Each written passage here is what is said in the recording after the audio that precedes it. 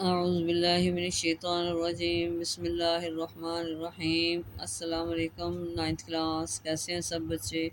اللہ تعالیٰ آپ کو ہنستا مسکراتا رکھے، زندگی میں کامیاب و کامران کرے۔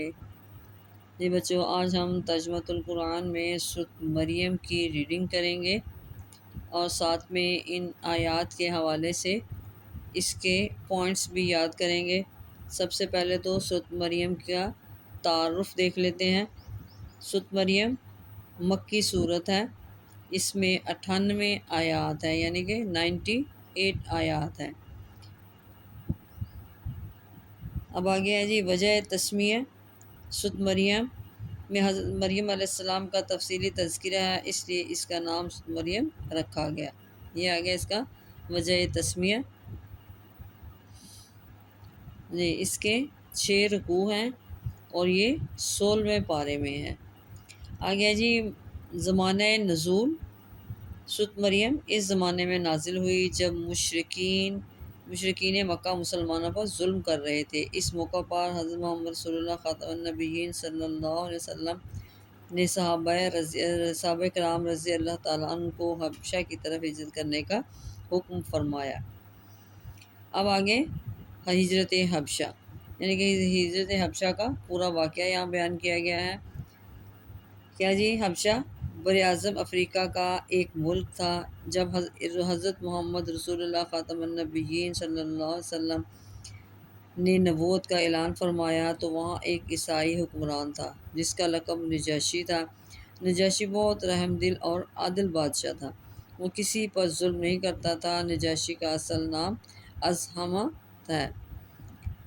آگے جی مکہ مکرمہ میں صحابہ کرام رضی اللہ تعالیٰ عنہ پر قریش کا ظلم حد سے گزر گیا تھا۔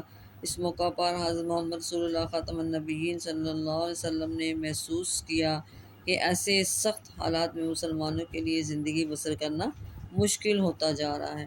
آپ خاتم النبیین صلی اللہ علیہ وسلم نے اللہ تعالیٰ کے حکم سے مسلمانوں کو حبشہ کی طرف ہجرت کرنے کی اجازت دے دی۔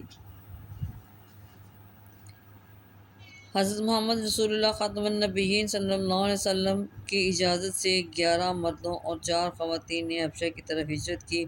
ہجرت کرنے والوں میں عثمان غنی رضی اللہ تعالیٰ عنہ اور آپ کی زوجہ محترمہ حضرت رقیہ رضی اللہ تعالیٰ عنہ بھی تھیں۔ یہ حبشہ کی طرف پہلی ہجرت تھی۔ یہ نبوت کا 5واں سال تھا۔ مسلمان امن کی تلاش میں حبشہ پہنچے، لیکن مکہ مکرمہ کے کافروں سے یہ بات برداشت نہ ہوئی۔ وہ چاہتے تھے کہ مسلمان کہیں بھی چین اور سکون سے نہ رہیں۔ انہوں نے تحفے دے کر اپنے کچھ لوگوں کو نجاشی کے پاس بھیجا۔ ان لوگوں نے وہاں قیمتی تحفے پیش کیے اور نجاشی سے کہا کہ ہمارے علاقے سے چند ناسمجھ لوگ بھاگ کر یہاں آ گئے ہیں۔ انہوں نے اپنے باپ دادا کا دین چھوڑ کر نیا دین اختیار کر لیا ہے۔ وہ آپ کے دین کے بھی خلاف ہیں، آپ ان کو ہمارے حوالے کر دیں۔ یہ بات سن کر نجاشی نے مسلمانوں کو دربار میں بلایا اور ان سے کچھ سوالات کیے۔ نجاشی کے سوالوں کے جواب میں حضرت جعفر بن ابی طالب رضی اللہ تعالیٰ عنہ نے نجاشی کے دربار میں بڑی پر اثر تقریر کی۔ آپ رضی اللہ تعالیٰ عنہ نے فرمایا، اے بادشاہ، ہم لوگ جاہل تھے، بتوں کی پوجا کرتے تھے، مردار کھاتے تھے، گناہوں کے عادی تھے اور پڑوسیوں کا حق مارتے تھے۔ جو طاقتور ہوتا وہ کمزور پر ظلم ڈھاتا تھا۔ ہم ایسی ہی حالت میں تھے جب اللہ تعالیٰ نے ہم پر کرم فرمایا، ہمیں اپنا رسول بھیجا۔ انہوں نے ہمیں اللہ تعالیٰ کی طرف بلایا، بت پرستی سے منع کیا اور فرمایا کہ ہم سچ بولیں، خون خرابے سے باز آ جائیں، یتیموں کا مال نہ کھائیں، پڑوسیوں کا خیال رکھیں، نماز پڑھیں، روزے رکھیں، زکوٰۃ دیں۔ ہم ان پر ایمان لائے، شرک، بت پرستی اور تمام برے اعمال چھوڑ دیے۔ اسی وجہ سے ہماری قوم ہماری دشمن ہوگی اور وہ چاہتی ہے کہ ہم اسی گمراہی کی طرف واپس چلے جائیں۔ ہم ان کے بہت زیادہ تنگ کرنے پر آپ کے ملک میں آگے ہیں۔ اے بادشاہ، ہمیں امید ہے کہ ہم یہاں ظلم سے محفوظ رہیں گے۔ جی یہ تو تھی تقریر، آگے دیکھتے ہیں۔ جی بچوں، نجاشی نے حضرت جعفر رضی اللہ تعالیٰ عنہ سے کہا کہ وہ اپنے نبی خاتم النبیین صلی اللہ علیہ وسلم پر نازل ہونے والے کلام میں سے کچھ سنائے۔ حضرت جعفر رضی اللہ تعالیٰ عنہ نے سورۃ مریم کی آیات تلاوت کی۔ نجاشی اور اس کے درباریوں پر بہت اثر ہوا اور وہ رونے لگے۔ نجاشی نے کہا کہ یہ کلام اور انجیل ایک ہی چراغ کی روشنیاں ہیں۔ نجاشی نے مسلمانوں کو واپس کرنے سے انکار کر دیا۔ اس طرح مکہ والوں کا یہ وفد ناکام واپس ہوا اور مسلمان وہاں امن و سکون سے رہنے لگے۔ حبشہ کے لوگ مسلمانوں کی پاک زندگی سے بہت متاثر ہوئے۔ کئی لوگ ان کی دعوت سے مسلمان ہو گئے۔ مسلمان ہونے والوں میں حبشہ کے بادشاہ نجاشی بھی تھے۔ اب آگے جی سورۃ مریم کا خلاصہ توحید اور رسالت اور آخرت کا بیان ہے۔ آگے جی مضامین میں سب سے پہلے کیا بتایا جا جی؟ وحدانیت کا بیان۔ سورۃ مریم میں اللہ تعالیٰ کی وحدانیت کا بیان ہے، یعنی اللہ تعالیٰ واحد ہے، اس کا کوئی بیٹا اور کوئی شریک نہیں ہے۔ آگے جی انبیاء کرام علیہ السلام کا تذکرہ۔ پھر 7 انبیاء کرام علیہ السلام کا تذکرہ ہے، جس میں بتایا گیا ہے کہ کس نبی کی معجزانہ پیدائش اس کو اللہ یا اللہ کا بیٹا نہیں بناتی۔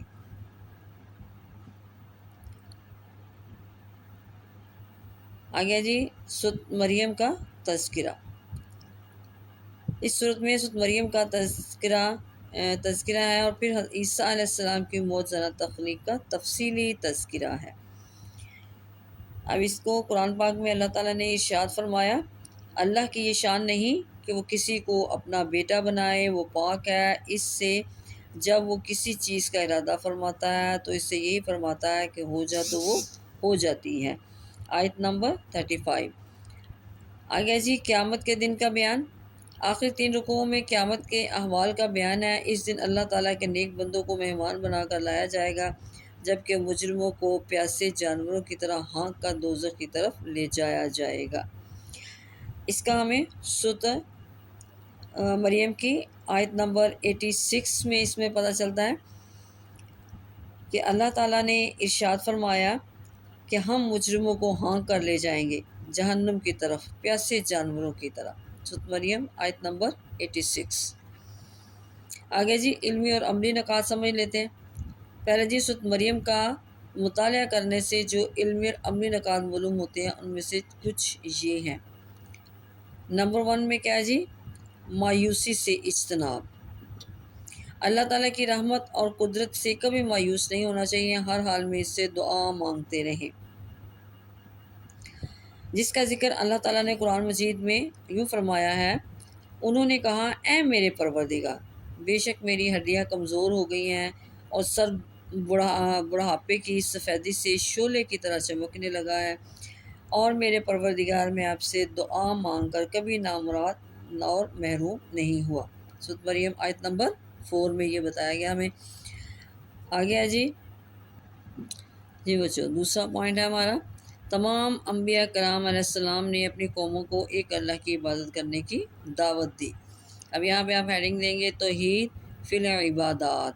اب اس میں قرآن مجید میں اللہ تعالیٰ نے ارشاد فرمایا ہے، اے پیغمبر لوگوں سے کہہ دو کہ بے شک اللہ میرا اور تمہارا رب ہے، تو اسی کی عبادت کرو، یہ سیدھا رستہ ہے۔ آیت نمبر کیا ہے جی؟ 35 اور 36۔ ہمیں اپنی تمام حاجات کے لیے صرف اللہ تعالیٰ سے دعا کرنی چاہیے۔ قرآن میں ارشاد ہے،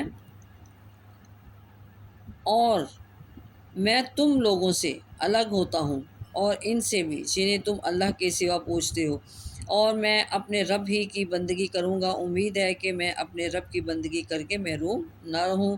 سورۃ مریم آیت نمبر 48۔ آگے ہے جی عقیدے کی درستگی۔ کسی نبی کے معجزانہ پیدائش انہیں اللہ یا اللہ کا بیٹا نہیں بناتی، بلکہ یہ اس کی عظمت کو بیان کرتی ہے۔ آگے سورۃ مریم کی آیت نمبر 35 میں اللہ تعالیٰ نے ارشاد فرمایا، اللہ کی یہ شان نہیں کہ وہ کسی کو اپنا بیٹا بنائے، وہ پاک ہے اس سے۔ جب وہ کسی کا ارادہ فرماتا ہے تو اس سے یہی فرماتا ہے کہ ہو جا تو وہ ہو جاتی ہے۔ جی بچو 5ویں پوائنٹ میں جی والدین سے حسن سلوک۔ ہمیں اپنے والدین کے ساتھ نیک سلوک کرنا چاہیے، کیونکہ یہ انبیاء کرام علیہ السلام کا طریقہ ہے۔ اب سورۃ مریم آیت نمبر 14 میں اللہ تعالیٰ ارشاد فرماتے ہیں، اور اپنے والدین سے نیک سلوک کرنے والے تھے اور وہ سرکش و نافرمان نہ تھے۔ آگے جی بڑوں کو دعوت دینے کے آداب۔ ہمیں اپنے بڑوں کو نہایت ادب اور احترام سے نیکی کی طرح دعوت دینی چاہیے اور انہیں برائی سے منع کرنا چاہیے۔ آیت نمبر 42 سے لے کے 45 تک اللہ تعالیٰ ارشاد فرماتے ہیں، جی آیت میں اللہ تعالیٰ نے ارشاد فرمایا، جب انہوں نے کہا کہ اے میرے باپ، تو ان چیزوں کی کیوں پوجا کرتا ہے جو نہ سنتی ہیں اور نہ دیکھتی ہیں اور نہ ہی وہ تیرے کچھ کام آ سکتی ہیں۔ اے میرے باپ، بے شک میرے پاس وہ علم آیا ہے جو تیرے پاس نہیں آیا، تو میری پیروی کر، میں تیری سیدھے راستے کی طرف رہنمائی کروں گا۔ اے میرے باپ، تو شیطان کی پوجا نہ کر، بے شک شیطان رحمان کا بڑا ہی نافرمان ہے۔ اے میرے باپ، میں ڈرتا ہوں کہ تجھے رحمان کا کوئی عذاب پہنچے، پھر تو عذاب میں شیطان کا ساتھی ہو جائے۔ یہ حضرت ابراہیم علیہ السلام کے بارے میں اس میں قرآن میں ہمیں ان آیات میں بتایا جا رہا ہے۔ آیت نمبر کیا ہے جی؟ 42 سے 45 تک۔ آگے جی، وعدے کی پاسداری، ہمیں وعدہ پورا کرنا چاہیے کیونکہ یہ انبیاء کرام علیہ السلام اور نیک لوگوں کی صفت ہے۔ سورۃ مریم آیت نمبر 54 میں اللہ تعالیٰ ارشاد فرماتے ہیں، اور آپ اس کتاب میں اسماعیل علیہ السلام کا ذکر بھی کیجیے، بے شک وہ وعدے کے سچے تھے اور رسول اور نبی تھے۔ قرآن سیکھنے اور سکھانے کی ترغیب، اللہ تعالیٰ نے قرآن مجید کو حضرت محمد رسول اللہ خاتم النبیین صلی اللہ علیہ وسلم کی زبان یعنی عربی زبان میں آسان فرما دیا ہے۔ ہمیں بھی عربی زبان سیکھ کر قرآن مجید میں غور و فکر کرنا چاہیے۔ سورۃ مریم آیت نمبر 97 میں اللہ تعالیٰ ارشاد فرماتا ہے، تو ہم نے اس قرآن کو آپ کی زبان میں آسان فرما دیا ہے تاکہ آپ پرہیزگاروں کو اس سے خوشخبری دیں اور جھگڑالو قوم کو اس کے ذریعے ڈرائیں۔ سورۃ مریم آیت نمبر 97 میں ہمیں یہ ارشاد فرمایا گیا ہے۔ آگے جی، حدیث نبوی خاتم النبیین صلی اللہ علیہ وسلم، حضرت محمد رسول اللہ خاتم النبیین صلی اللہ علیہ وسلم نے فرمایا، ماں کی گود میں جن بچوں نے بات کی ان میں سے ایک حضرت عیسیٰ علیہ السلام ہے۔ اس میں سے اہم بات کیا ہے جی؟ ہمارے نبی خاتم النبیین صلی اللہ علیہ وآلہ وسلم نے معراج کے سفر میں جن انبیاء کرام علیہ السلام سے ملاقات فرمائی، ان میں حضرت عیسیٰ علیہ السلام بھی تھے۔ جب ملاقات ہوئی تو حضرت عیسیٰ علیہ السلام نے حضرت محمد رسول اللہ خاتم النبیین صلی اللہ علیہ وسلم کو دیکھ کر فرمایا، خوش آمدید نیک نبی، نیک بھائی۔ حضرت محمد رسول اللہ خاتم النبیین صلی اللہ علیہ وسلم نے عیسیٰ علیہ السلام کا حلیہ بیان کرتے ہوئے فرمایا، ان کا قد درمیانہ اور رنگ سرخ و سفید تھا، وہ ایسے لگتے تھے جیسے ابھی غسل خانے سے باہر آئے ہوں۔ جی بچوں، یہ تھی سبق کی ریڈنگ۔ اب ہم اس کی مشقی سوالات اور ایم سی کوز دیکھ لیتے ہیں۔ جی بچوں، ایم سی کوز میں ہمارا پہلے کیا ہے جی؟ درست جواب کا جواب کی نشاندہی کیجیے۔ حبشہ کے بادشاہ کو کہا جاتا تھا؟ نجاشی، کیسر، کسریٰ یا فرعون؟ تو اب اس میں صحیح آنسر کیا آیا؟ نجاشی۔ شاہ حبشہ کے دربار میں تلاوت کی گئی سورۃ الحج کی، سورۃ طٰہٰ کی، سورۃ مریم کی، سورۃ الانبیاء کی؟ اب اس میں صحیح آنسر کیا آیا؟ سورۃ مریم کی۔ نجاشی کے دربار میں سورۃ مریم کی تلاوت کی حضرت عثمان غنی رضی اللہ تعالیٰ عنہ نے، حضرت جعفر طیار رضی اللہ تعالیٰ عنہ نے، حضرت عبداللہ بن مسعود رضی اللہ تعالیٰ عنہ نے، حضرت ابوبکر صدیق رضی اللہ تعالیٰ عنہ نے۔ تو اس میں صحیح آنسر کیا آیا؟ حضرت جعفر طیار رضی اللہ تعالیٰ عنہ نے۔ سورۃ مریم میں انبیاء کرام علیہ السلام کا ذکر ہے 5، 6، 7 اور 8۔ اب اس میں کیا آنسر آیا جی؟ 7۔ معجزانہ طریقے سے تخلیق ہوئی حضرت نوح علیہ السلام کی، حضرت عیسیٰ علیہ السلام کی، حضرت موسیٰ علیہ السلام کی، حضرت سلیمان علیہ السلام کی؟ تو صحیح آنسر کیا آیا؟ حضرت عیسیٰ علیہ السلام کی۔ اب اس کے شارٹ کوشچن دیکھ لیتے ہیں۔ سورۃ مریم کو یہ نام کیوں دیا گیا؟ جی بچوں، اس کا آنسر ہے سورۃ مریم میں حضرت مریم علیہ السلام کا تفصیلی تذکرہ ہے، اس لیے اس کا نام سورۃ مریم رکھا گیا۔ یہ ہم نے پہلے فرسٹ شارٹ کا آنسر آپ کا۔